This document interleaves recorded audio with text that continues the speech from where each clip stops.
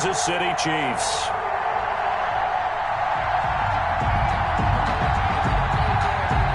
Two teams here playing for pride as the final week of the NFL season is underway.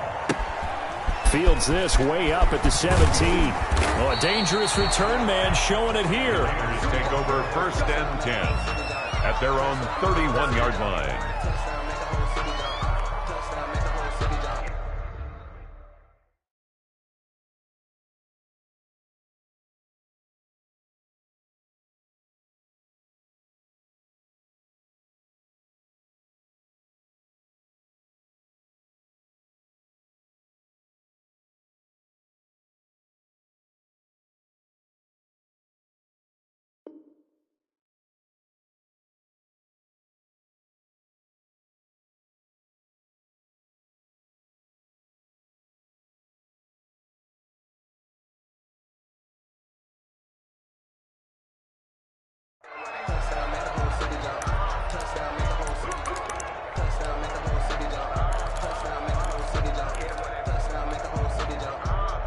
Line of scrimmage, the 31 now on 1st and 10.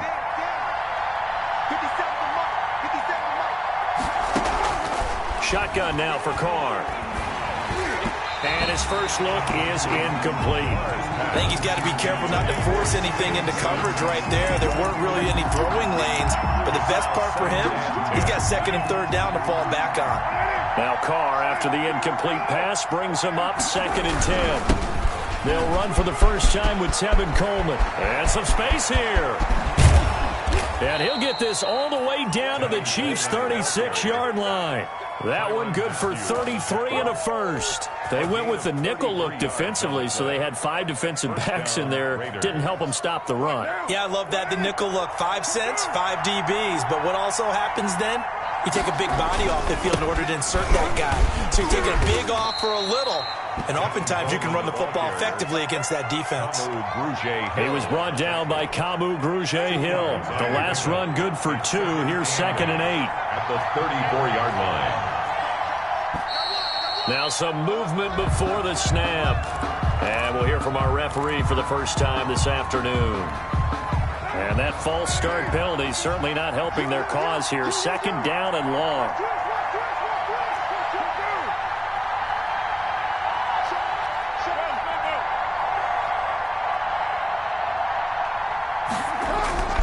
Carr now to throw. Got a man open. That's Devontae Parker, complete. And he gets it down a yard or 2 shy of the 30 before he's out of bounds. One thing we do know, he's going to get his catches. So as they move forward defensively, got to continue to focus on not giving up the big play when he does catch the ball in the secondary.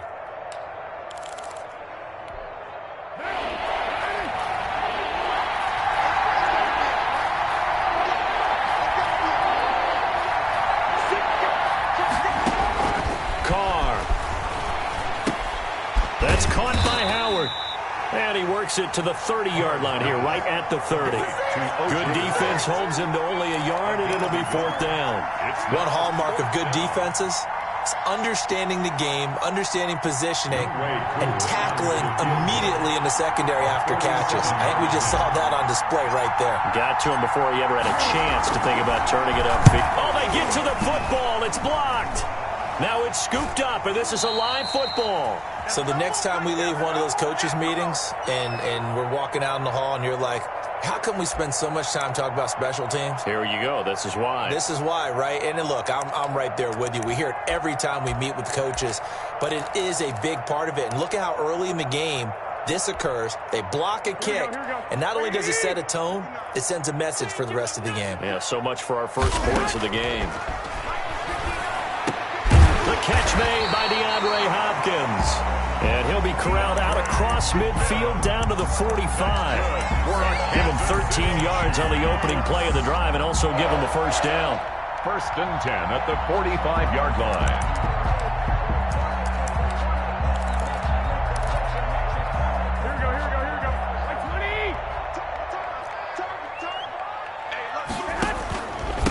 Now the man from UTEP, this is Aaron Jones. He'll get this up to the 34, and a good lane opening up right away for it. An 11-yard pickup, and it's enough for a Chiefs first down. Well, no slow start here. A couple nice chunk plays back-to-back. I love the momentum that they're showing here early because they did it both ways, right? Threw the ball on first down for a nice chunk of yardage, came right back and ran the ball. Looks like they've got the defense set back on their heels.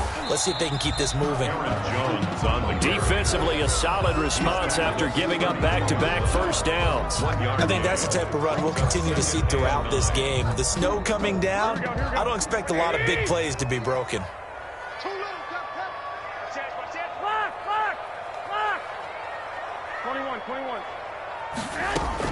On 2nd and 9, Garoppolo. The hook up on the right side to Hopkins. The reception good for 7.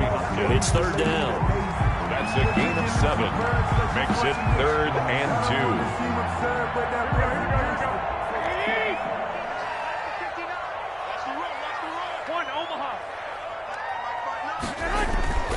Garoppolo now. Oh, hit as he throws there, incomplete. Pressure, and that's certainly going to be a key to this game going forward. And that time, they were able to get in there and influence the throw. And remember, quarterbacks got to get rid of it. They don't have the tuck rule that they can fall back on anymore.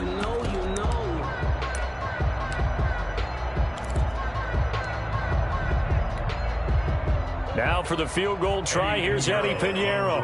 Right hash mark, a 42-yard attempt. This is up and good from Pinheiro. But hang on, a flag is down. Now, if it's on the defense, they might decline it and take the points.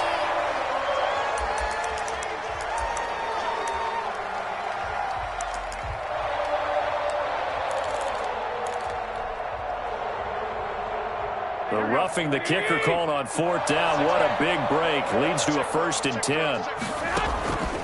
After the penalty, it's Jones.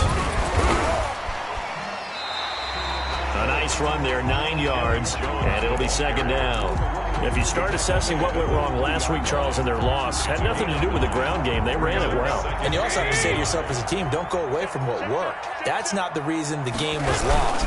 Running the football over time, when you do it consistently, usually translates into wins. And they're hoping to do it consistently here. An interesting and intriguing decision there defensively because they kept extra DBs on the field despite seeing the multiple tight end look that came out for the offense. I thought they were going to switch out of it. I didn't know if they felt they didn't have time or what the case was. Well, in any event, the extra speed allowed for great penetration as they stuffed that one behind the line of scrimmage. It'll be called a gain of 2, and that'll leave them with some options here on 4th and inches. then a yard. So the snap will come from the 3, but remember, they don't need the touchdown. They can get the 1st down if they get a yard, and the ball gets to the 2. They'll go with Jones. And this is going to be nowhere close. Needed some inches and ended up losing yardage. They'll get neither the touchdown nor the 1st down. And it'll be a turnover on downs. The Raider offense set to get this drive started. And, partner, I'm going to make a quick pivot here and ask you to play general manager. It's well documented they're last in the league in offense, number 32. What changes might they make? And this where you have to be almost like a chess master as a general manager because you have a few things at your disposal that you need to use. Obviously, the draft, free agency, maybe you can make some trades, but also look at your practice squad. Have you been grooming players to promote and give them an opportunity to play as well? That way, you start to supplement as well as replace guys that need it. And that'll be incomplete. Took a pretty good shot as he tried to pull that one in. Couldn't hang on 3rd down. And this passing game's whole offense really didn't show up in the loss last week, and it hasn't started all that great here either. Yeah, and they can't let that incompletion become an uh-oh moment. Like, oh boy, here we go again. Just like last week, each game is its own entity, treated as such. Into a double team, and it's intercepted. Picked off by Quan Williams. And this might not be the last interception we see, Brandon. Both of these teams like to throw the football, but here in this snow, ball's not going to always go where you want it to. And this one winds up getting intercepted. 1st and 10, and kind of tipping their hand at running the ball. 3 tight ends are out there. This is Jones. And the lane closes up quickly as he'll get about 3 down to the 38. The ball carrier. Well, from an offensive perspective, that was a tough run because he only picked up 3 yards. Well, let's flip it over to the defensive side. They now have the advantage. 3 3-yard gains, that means they're punting the ball likely on 4th down. That's what you're looking for when you're playing defense. 3 yards on that last carry. Here's 2nd and 7. Jones fighting his way down to about the 35-yard line. 3 yards is half of what they needed. Now can they get the other 3 here on 3rd down?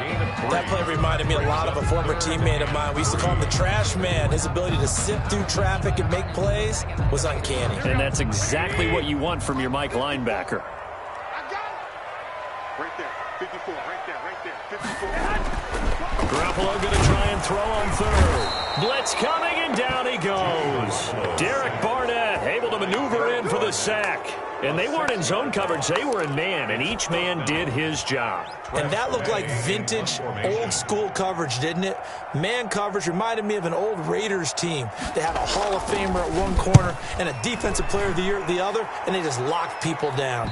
Out of bounds as he appeared to be looking for the corner. He got it. They're going to mark this at the 4-yard line. 4-yard line. That's a double win there, partner. You keep out of the return man's hands, and you pin him inside the 5-yard line. Pretty darn good. They begin the drive with Coleman. And that won't buy him much room. Just a 1-yard gain to the 5. That first down play, all you want to do is wedge out any type of space and try and create enough room that if you have to run the punter out there, he can successfully complete the punt. Yeah, didn't get a ton there, but at least some positive yardage. And he'll take this forward only up to about the 7. Not much on that run, Charles. No, that's exactly the way to execute a run blitz there. They guessed correctly that they would move the ball on the ground, honed in on it, and stopped them. Mark that down for a win in the defense's column.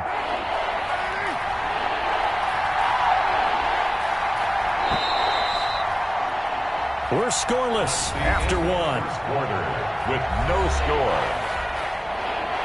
Second quarter now, and it's Las Vegas with the football. And they'll need to convert 3rd and 7, though, to start things out.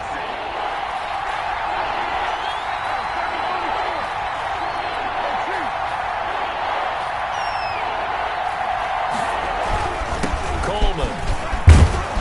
And they'll get him down up past the 15. A pickup of 10, and it's enough for a Las Vegas first down.